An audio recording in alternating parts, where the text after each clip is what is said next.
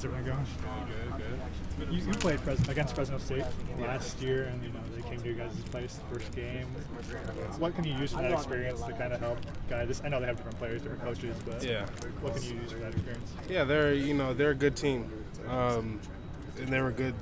We only beat them by 3 points or whatever it was. And they fought really hard. And they will fight hard against us too. So, having that kind of experience and making sure our guys know that, not to take this game lightly at all. Like, this will be one of the hardest games on our schedule for sure.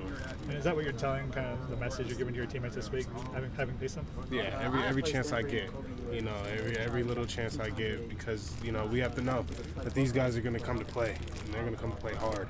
And we have to be ready to play our game and not scoop down to anybody's level. We have to raise the level, how we always do every week. What steps forward has this offense taken over the first 2 games, and where would you like it to go in this third game?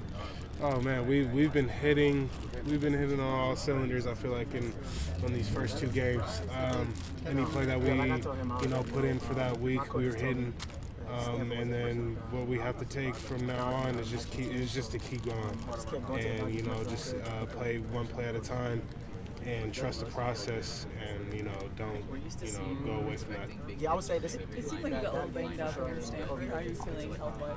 I feel good. Football's football. You'll never be 100, but I feel good though. Physicality of the secondary.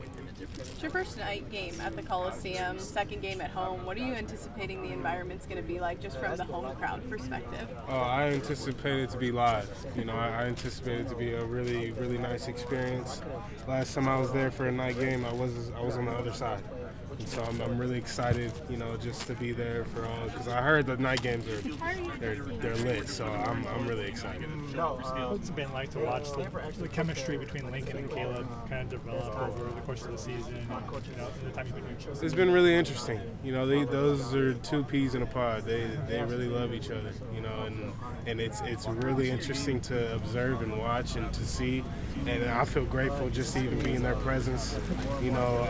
It's like sometimes they even finish each other's sentences. They're 2 of the same people pretty much. They both love football. They're both super smart-minded football people. And they both are on the same page all the time. Does that play out on the field like we saw on Saturday, where Lincoln sees the defense and he tells Caleb to check and gives you the? Yeah, that happens all the time. We'll be in situations where I can't even hear the sidelines at all, but they have some kind of connections where it's like, he gives him one little whistle and he's looking over real quick, and I'm just like, okay, he's over there playing Madden and stuff. With Caleb, but no, they're really in tune with each other. When that call came in, did your eyes light up? And did you see the same thing? Yeah, I saw what they were saying, and I got really itchy. I got really antsy. I wanted it, and thank God for my old lineman. That hole was. Anybody could have ran through that. I could have walked through it. It was really nice. It looked like you just blasted one open. Did they actually touch you at all?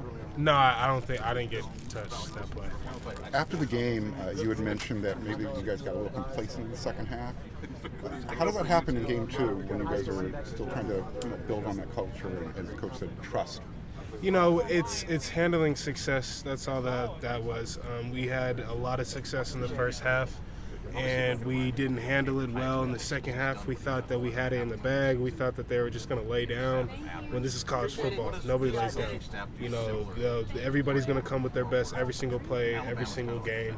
And especially if you're on a team like USC, you're going to get their best. And it doesn't matter if you're up by 40 or, if you're down by 40, you got to just keep playing.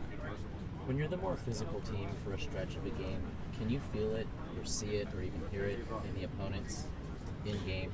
Yeah, you could feel the energy a little bit. You can feel that you're playing football really, really well, and they're not playing as well, and they don't have as much as energy as you guys do, or something like that. You could definitely feel that. Lincoln's offense has kind of always been a really good quarterback leading it, but he's talked about how the running game is so important for it. How have you seen his take on the running game applied to you guys and what you guys are doing on a game-to-game basis? Yeah, the running game is really important for this offense, because it sets everything up. If we can run the ball if we could really get on the ground running, it will set up the passing game like no other. And vice versa, if we can get the ball in the air and we can get the ball caught, you know, it set up the running game like no other. You know, it both complements each other. And in terms of just plays that he's running up or whatever, I think one of the guys was saying like sometimes he sees what gets run up and he's like, I didn't even know that was possible. What are some ways in which you've seen kind of that creativity, I guess, come through? Yeah, well, you know, you'll just be at the line ready for a play, and he'll check it to another play, and you'll be like, oh, you'll have this realization that you see or you're seeing what he's seeing. Oh, okay, like he's seeing this, and this makes sense, and then it works, and then it's like, oh, okay, like I understand. Like this game is getting much more, you know, easier for me to comprehend. Thank you guys. Thanks.